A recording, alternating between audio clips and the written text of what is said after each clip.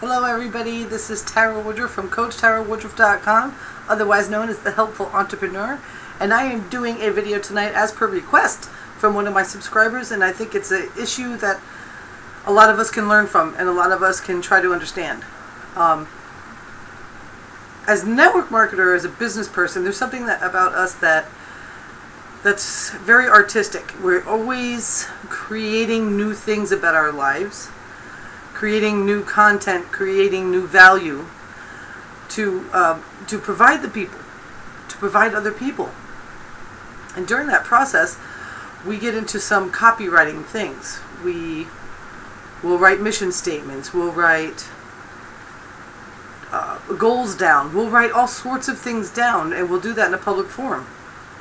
Now, what happens to you, or what happens when this kind of thing happens to you, where someone literally takes your concepts that you've written down in a public way and literally copies and pastes it, maybe switches a couple words around, and starts monetizing on what it is that you originally thought or came up with or published.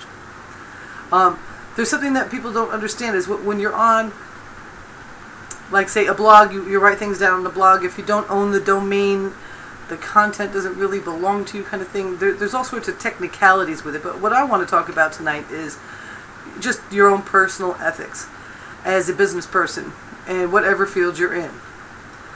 Is that when you see something that really resonates with you and you want to use it in some way, whether you want to take it and expand upon it, or you want to do something around that concept, or it's probably a really good idea that you contact the person and say, hey, I really love that, and that's how I feel. I resonate with what you're saying.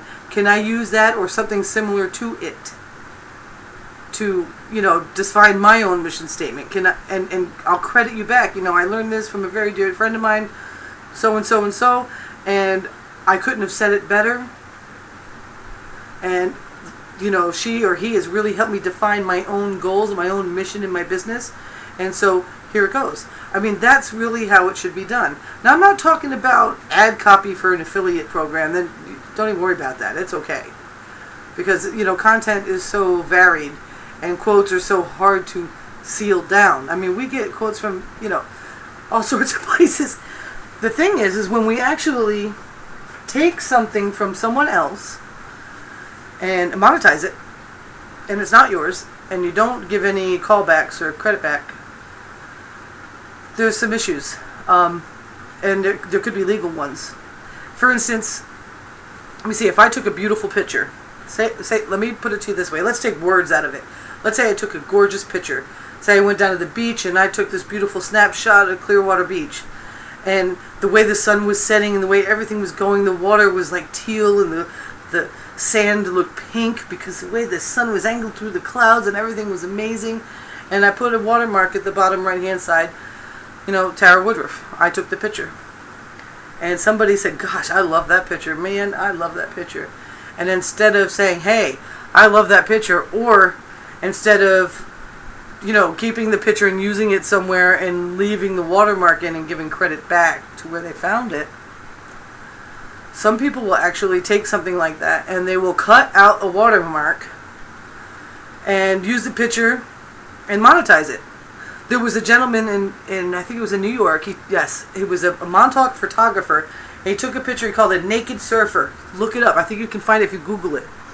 And there was this beautiful model, and she was naked. She was holding a surfboard. You couldn't see her body, but she was like running towards the water, and you could tell she was naked and everything. And it was a beautiful, beautiful photography. It was black and white. It was gorgeous.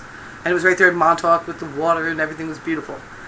He went to Manhattan one day. I don't know how many years after he took the picture or not. I think it was just a few. It wasn't that long. The picture was pretty popular. He sold it in galleries. A high-end jean company, I'm talking high-end, like $500 a pair of jeans, had this big giant postcard-sized tag on it. And on that big giant postcard-sized tag was the Naked Surfer girl with their logo on it. Well, he sued and he won. That was totally copyright infringement. That was his work. They should have given him a contract for that. They should have been like, or he should have had the ability to say, no, I don't want to do that. I don't want you to use my image to sell a pair of jeans. Or if he said, okay, that'd be some great way to get exposure to make some money. You know what I'm saying? So when you write down what you're feeling about your mission statement, your business, and you're putting it out there into the world, it is common practice for people to ask you to use it. It is not common practice, and it shouldn't be common practice. It's just not ethical. I don't know how legal, but I'm telling you it's not ethical. You do not copy and paste and monetize someone else's mission statement. It's just not right. Especially when you're doing it in a stalking kind of way. You may have had this experience or not. I'm not sure. But what I'm saying to you as a business person, if you're a business person as well, it's very important for you to recognize when somebody like that is around you and to remove yourself from them. I don't care how many contacts you think they've got, because it doesn't matter. The minute that we take ourselves seriously enough and understand our worth with our businesses, we don't worry about contacts we lose in those ways. It's okay to burn bridges with that. If you're in the other boat where you just can't seem to put things into words, and you find one of your friends or some of your colleagues or somebody else in your industry does put it into words right, there's got to be a better way than copying it. There's got to be a better way. Contact them. Talk to them. Ask them things like, how did you develop that mission statement? How did you develop your goals? How did you sit down and think about this? Because I'm trying to do that. I'm having a hard time. I've got a lot going for me. I've got a lot of people that look to me in this industry, and I just can't get those things written down in words. Could you show me how you got there? That would probably be better. People will work with you if it's about collaboration. They won't be so concerned about other things like that. But if it's happened to you, and it's somebody that you know is just kind of checking you out, remove them from your sphere, and don't let them stalk you anymore. Don't let them do it. As much as you can. I mean, I'm not talking about that, basically on social media, stop associating with them. If they call, find out what they want, and if it's not anything to do with anything, there's no need for them to know what you're doing. There's no need for them. You don't need them promoting you. You don't need them associated with you, because if they're doing it to you on that level, they're doing it to others. They're doing it to others. So, beware of the snakes in the grass, and beware of the wolf in the sheep's clothing. They're out there in every field, even if you're in a regular entrepreneur, but there's politics everywhere. And some people are not worth politicking with. So that would be my advice. It's not cool. I would probably, if something like that happened to me, I might shoot a message, over and be like, that's totally not cool. Or I would just take them out of my life. And that's probably your best bet. Because who knows?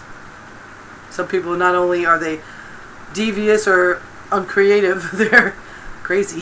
So that's my best advice that I could give to you. If you find that's happening, or it's happened to you, just don't allow that person to follow you around. They don't have the value for themselves, or they don't know how to express it, and they're kind of vampiring the life force from you.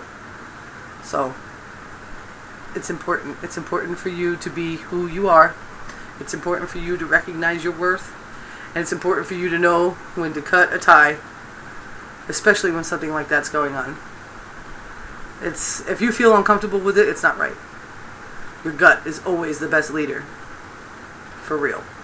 Alright, that's Coach Tara Woodruff, the Helpful Entrepreneur, and I want to thank you so much for watching this video tonight. Bye.